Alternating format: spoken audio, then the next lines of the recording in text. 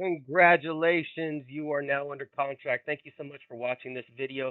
This video is going to be packed full of information, so please get ready, pause it, take notes if you have to. I do want to talk to you personally, schedule a meeting where we can go over specific details about your loan, but this will cover a lot of information that you're going to need to know as we move forward. So get ready. Let's schedule a meeting. We definitely need to schedule what I like to call my under contract meeting. By now, you've already gotten probably text messages and emails about your need to schedule that with me. So pause the video, scan that QR code, shoot me a text, or give me a call, send me an email on what day and time would be good for you. The meeting should only take about 15 minutes, but it is important.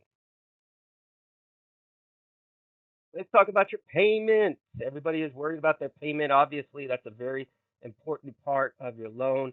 There are some very specific parts of your payment that I'm going to cover a little bit right here. If you have any questions about these, bring them up during our meeting or send me a text or an email.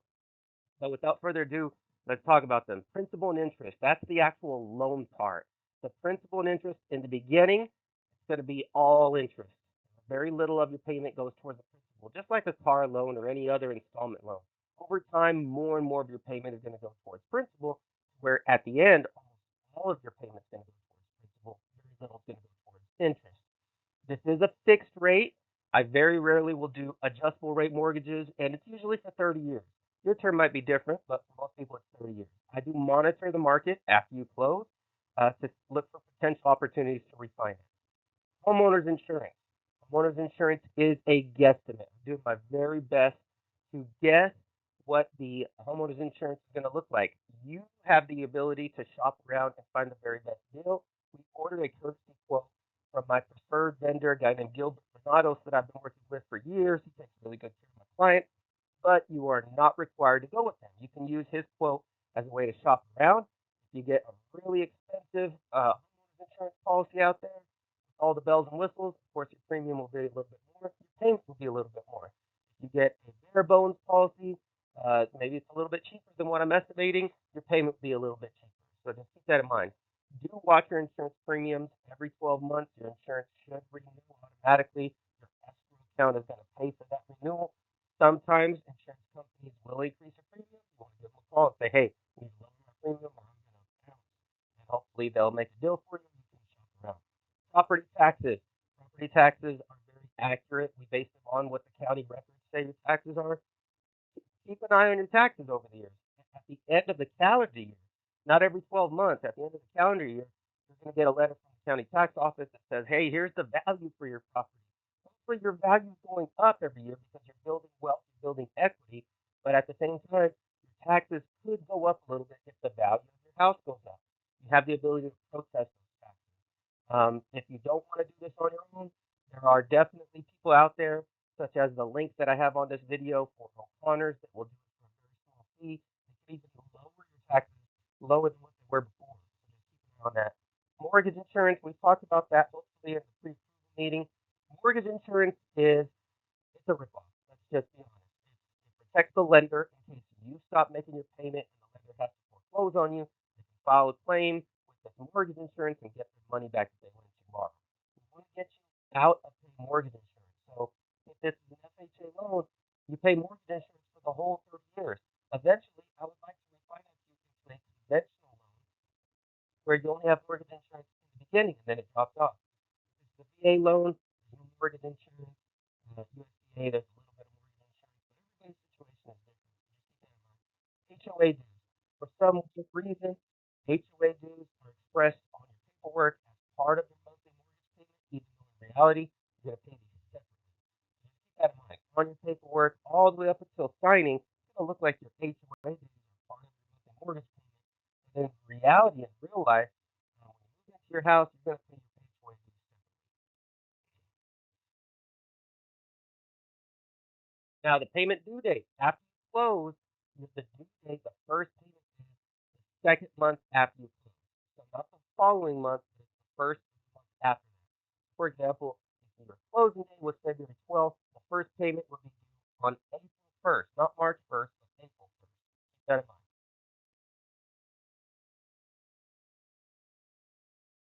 Is your rate locked? Is my rate locked? It says I do not lock your rate right away. I try to lock it early, but my clients get a rate options email, and then they get to decide. I usually will record a little video, or I'll send them a little snippet, screenshot of different rate options, unless you're doing some kind of down payment assistance or special program, and let you guys kind of think about it a day or two, and then we lock. So right now, your rate is more than likely not locked yet.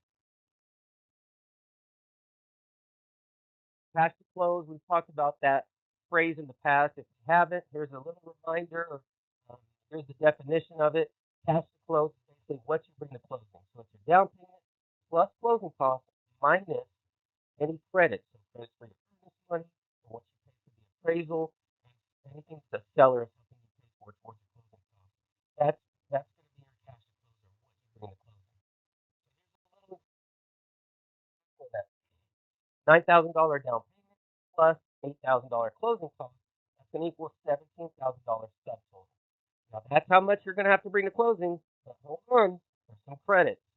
We're going to subtract $3,000 that you're putting down for your earnest deposit, $700 that you're putting down for the, and then the seller's paying $7,000 for the closing costs. So $10,700 in the subtotal of credits. So it comes out to 17,000 minus 10,700. You end up having to bring 6,300 in your cash to close. Hopefully that makes sense. Now what's next? Let's talk about the loan process from here going forward. You're going to pay for your earnest money, order the inspection, sign disclosures, order the appraisal, go into underwriting, and after underwriting, we get what's called the clear close or final approval, and then we go to closing. Let's talk about what briefly. Pause the video if you have any questions. Earnest money. By now, you probably already paid for earnest money. If you haven't, keep in mind, do not use cash to pay for earnest money. Pay for your earnest money in a way that creates a paper trail. So hopefully you're paying for it with money out of your bank account. At some point, we will need to see that the money did come out of your bank account. And most people think, okay, I'll just wait until my bank statement gets generated. Sometimes that's a while away. If you paid for it at the beginning of the month, it might not generate it for 30 days later, and we have closing right around the corner. So you might have to generate what's called transaction history. If you do have to generate transaction history, no big deal. Pause this video, scan that QR code right there at the bottom. There's going to be a link to a YouTube video that explains how to generate transaction history from your online bank account that'll show us and the underwriter that earnest money came out of your bank. Inspection. Probably already had the inspection, or it's maybe happening today or tomorrow. Most realtors like you to have the inspection early on. It's important for you to see the condition of the property. You can be present during the inspection. After the inspection, you're going to sign disclosures as soon as possible. Disclosures are a big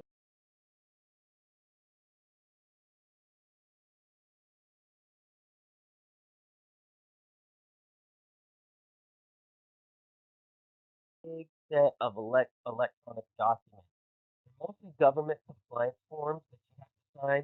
These are not legal agreements. So don't ever think that you're signing your life away. If something looks off, maybe your name is spelled incorrectly, you have the wrong zip code, please just sign it so we can move the loan along. And then we're going to get everything corrected on the next set of disclosures. You might have to sign 4 or 5 different sets. You and your co-borrower will need to sign these ASAP. So just keep that in mind. It's not a legal agreement. It's simply signing and saying that you did receive the information. We disclose the information to you. You're going to sign several sets. Sometimes the figures can look a little bit off. This is normal. Different lenders have different requirements on sourcing the credits that we talked about earlier for the cash to close.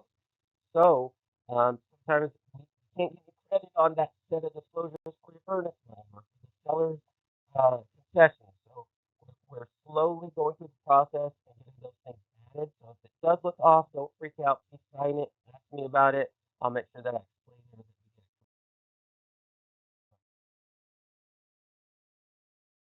final set of disclosures is called the closing disclosure, or CD. It must be signed at least 3 business days before closing. Keep that in mind. We'll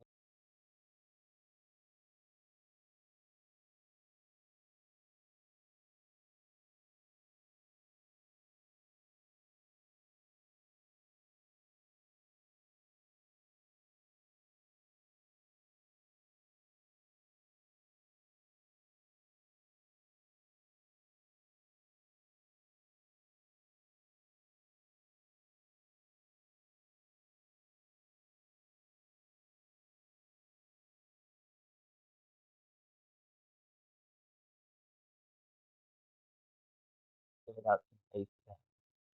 After you sign disclosures and after you and your realtor told us that the inspector came back and said we're going to order the appraisal is concerned with the value of the property. The appraiser looks for any safety or health hazards on the property. Mostly they're just walking around and making sure that the property is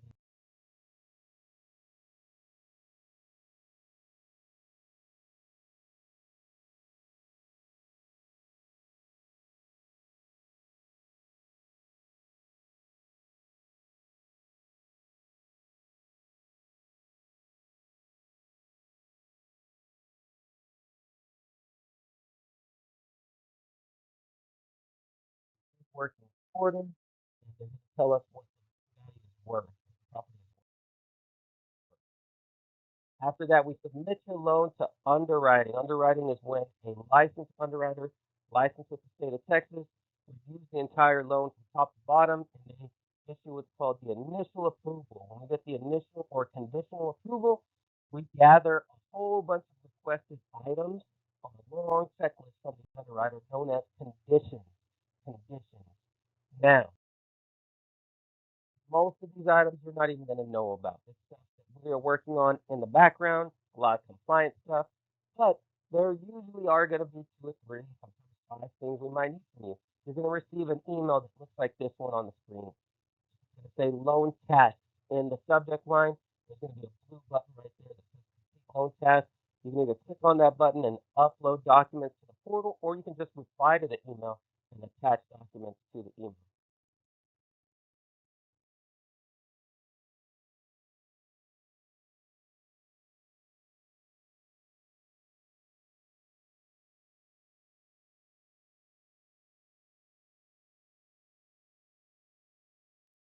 Now, a few things to keep in mind. Please submit or sign requested documents within 24 hours.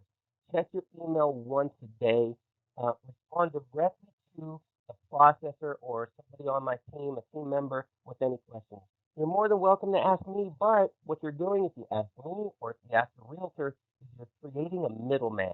All we're going to do is go back to the processor and ask them. Or the realtor's going to ask me, and I'm going to ask the processor. So you're creating 2 middlemen or middle women or whatever you want to say. So it's faster, easier, more efficient if you just go directly to the person that's asking you for this instead of me or your realtor.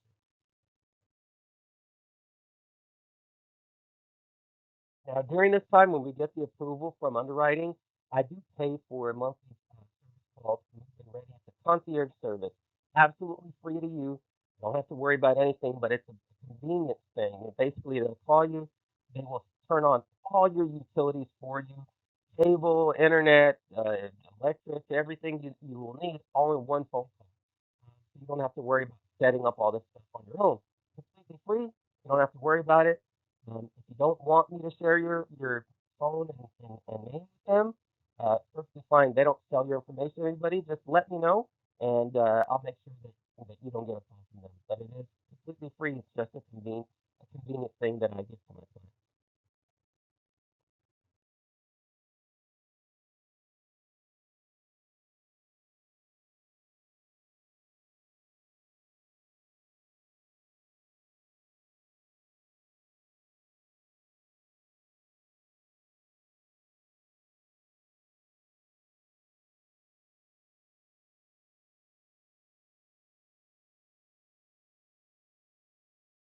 Now, once we get all the items back to underwriting, those things known as conditions, we get what's called the clear to close. Clear to close is another word for saying final approval. It's that time to celebrate. We schedule your closing. You get your keys. Yay!